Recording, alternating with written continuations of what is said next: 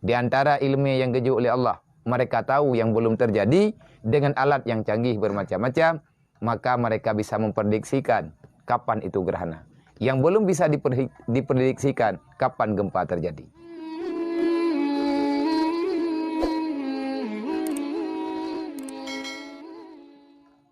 Mungkin orang roh anak susah, gerhana bunuh nengyeng-nyeng dah. Gerhana alam balik-balik. Ni tak ikut lagi berita orangnya bak media. Ni betul lagi kehendak Allah Taala lagi pegahnya betul lagi prediksi oleh Allah, tapi yang kahnya betul. Mereka punya ilmu. Mereka tahu apa yang akan terjadi karena diizinkan oleh Allah. Dan Allah Taala urangnya gebi ilmunya kepada orang-orang yang neberi tentang mengerti persoalan yang merupakan hana mudah untuk depa, urangnya gepa-depa.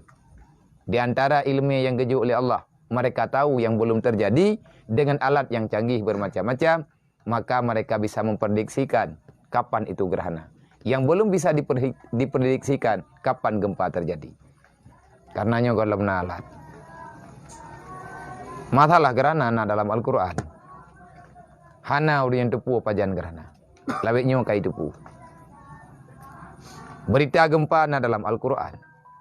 Tetapi sampai dengan hari ini Allah belum mengizinkan kepada manusia memberitahukan kapan terjadi gempa. Pat beda gempa dengan gerhana. Layu beda. Dan atanya merupakan hal yang itamang dalam iman. Tanya cuek dengan masalahnya. Dari tanya hana pernah tak depa akibat yang dalam pikiran orang yang kagak depa. Orangnya kabrat tak susah gop tanya dibandingkan tanya susah ro.